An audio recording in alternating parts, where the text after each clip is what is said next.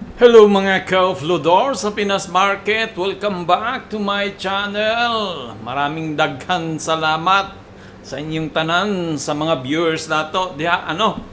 So, meron tayong i-review na stock sa small cap to siya, itong Tugs. Bakit anong nangyari nitong Tugs na humahataw. So, pero bago ang lahat, huwag kalimutan mag-subscribe sa ating channel Meron tayong mga videos dyan na pwede nyong mapagpulutan ng aral. So, kung hindi ka pa nakapag-subscribe, pakipindot na lang dyan sa bell button at saka subscribe, para masundan mo palagi ang ating araw-araw na mga videos. So, tara let's, bago natin pag-usapan si Tog, check muna tayo sa market price.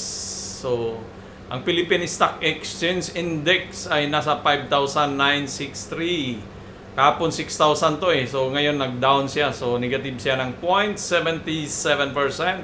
So mayroong nag-green financial holding firms, mining, and industrial property services naman ang nagkulay pula. So maraming sa ating mga blue chip na naging pula So ICT, Meralco, Jollibee, Manila Water, Pure Gold, MBT is MPH. So, tatlo lang yung naging green. Ayala Corporation, BDO, BPI. So, yan. Advance naman natin, yan sila sa mga advance. So, decliners, yan naman din sila. So, pag-usapan natin si Tugs. So, ano ang nangyari nito ni Tugs? Grabe humata, Sino kaya nakahuli nito? Walang balita kasi So, nanghahanap ako dito sa PSEI, PSE EDS disclosure. Ito lang naman yung disclosure nila ngayon.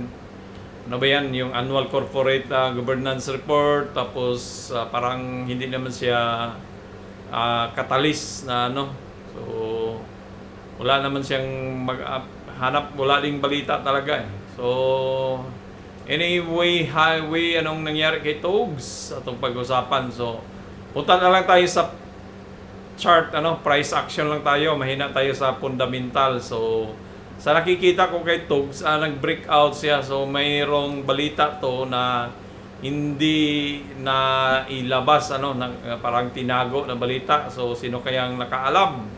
Kung meron ka dyan na balitaan mo, paki-comment down below na lang, para alam din natin. So, sa US market kasi, pag may mga gandang balita, katulad yan, may mga ganyan din sila May lalabas na balita, so mag-pump up yung presyo. Ayan, nag-pre-market na sa 13 siya.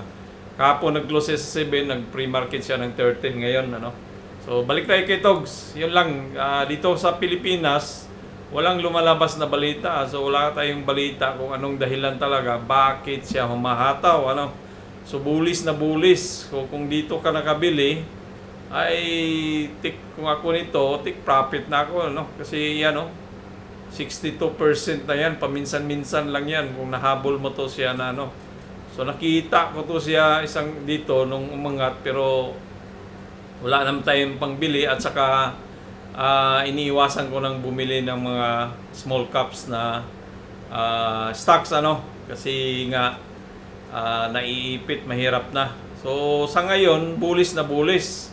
So sa D time frame, 1D time frame, meron kang nakikitang sell order block dito. Itong gray, mga sell order block yan na liquidate na siya, nasungkit. So itong dito naputol siya dahil nga malakas ang volume, may buyers. Ito meron niyang foreigners na pumasok kasi 4.56 million. Tapos dito nung una nasa almost 10 million. Tapos ito. So may mga foreigners dito na pumasok. So hindi natin alam anong dahilan talaga. So mayroong mga sell order block diyan. So titingnan natin sa small time frame sa mga 1 hour naman. So nawala na yung sell order block.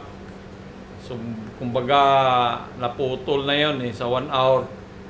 Putol na siya sa 1 hour, mahina na. Tapos sa 4 hours naman, putol na rin. So sa daily lang talaga, mayroon pa sa weekly.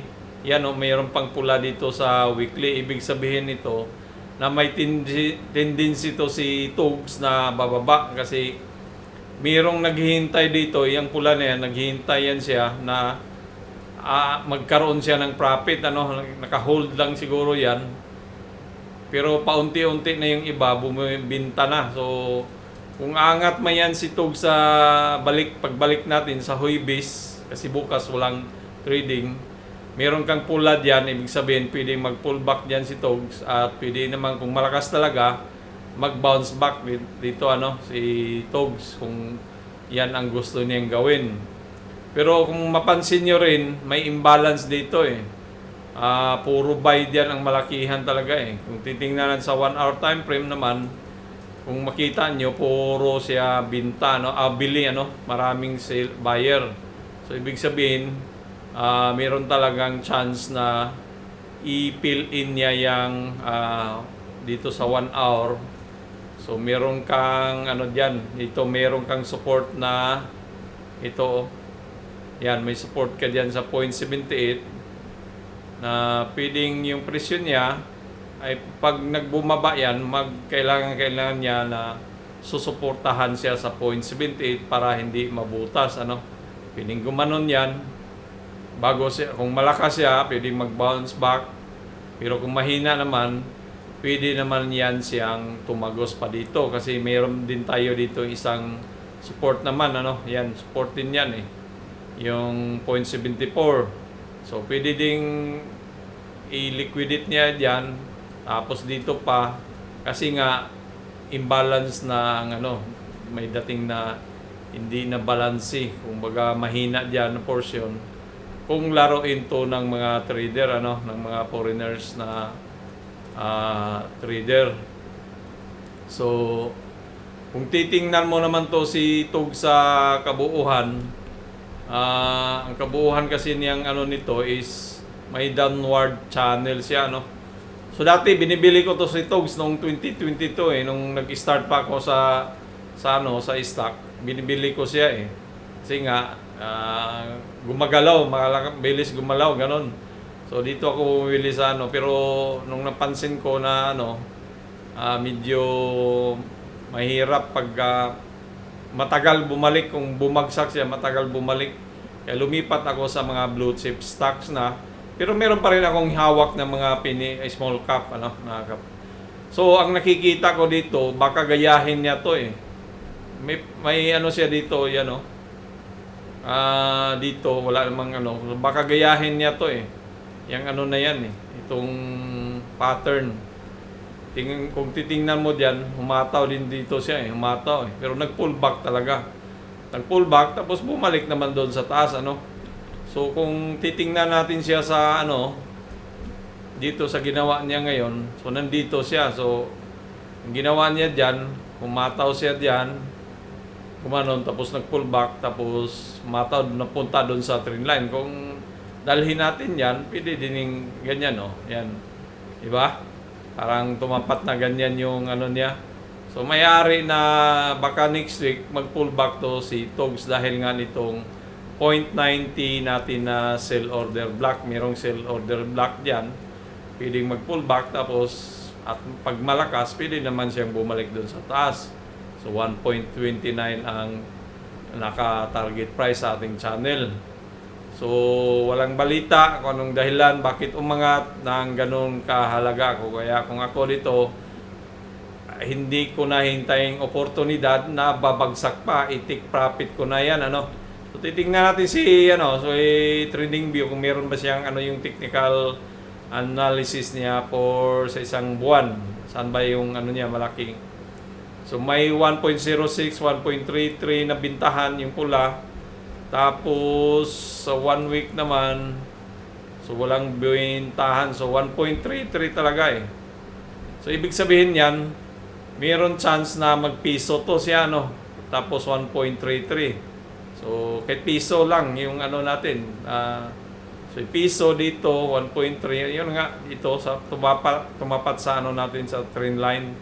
So, mayroon, kaya ingat-ingat lang dito dahil nga ay magalaw to siya dahil small cap. Pag magbintahan na yan, yung kunwari, ito, meron talaga tong mga foreigners, ano. So itong mga foreigners na to, kasi milyon eh.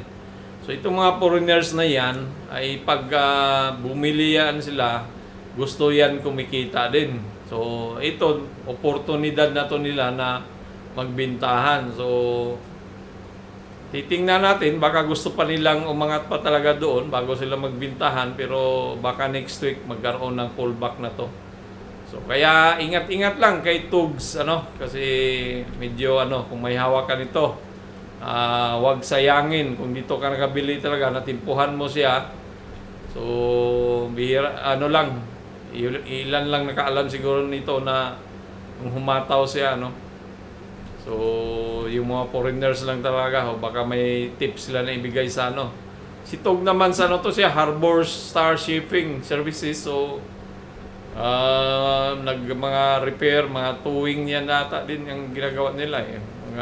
Nagre-repair ng mga barko sa Cebu yata ang dito eh.